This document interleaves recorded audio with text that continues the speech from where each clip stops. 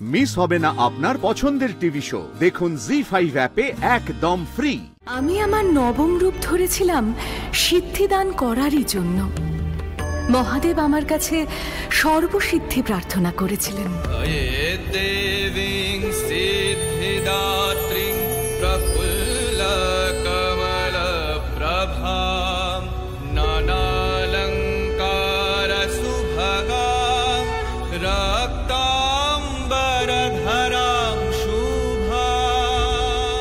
সদা সিদ্ধিদায়ী আমি নাথ, এসেছি তব আহ্বানে।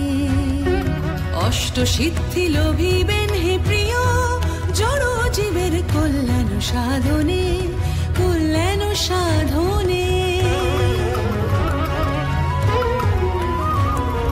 কোন সম সূক্ষ্ম দেহ ধারণ করতে পারবেন, প্রদান করি অনিমা।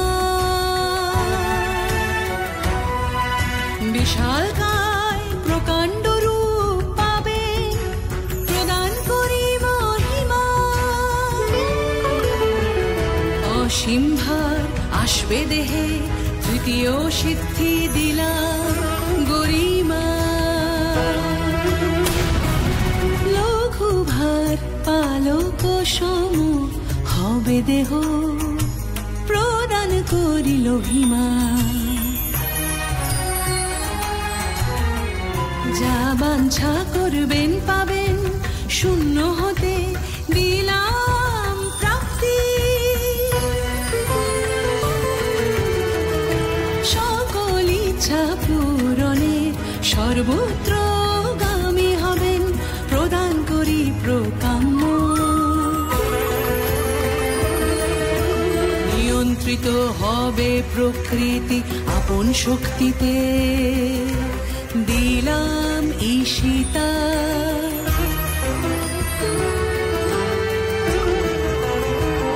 সকল জীবলোক বশ করিতে পারবেন, অন্তিমে দিলাম বশিতা।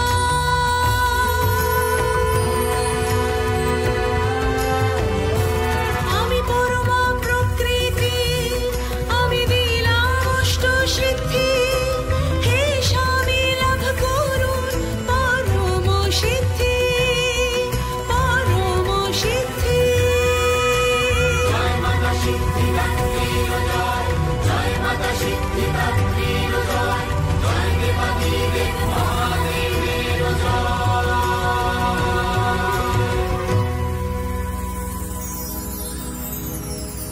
হে দেবাদিদেব, আমি আপনাকে অষ্টসিদ্ধি দান করলাম।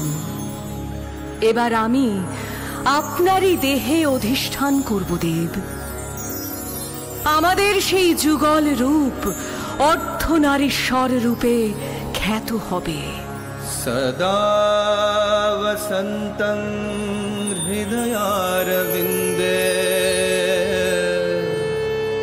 ভবং ভবানী সহিতং নমামি।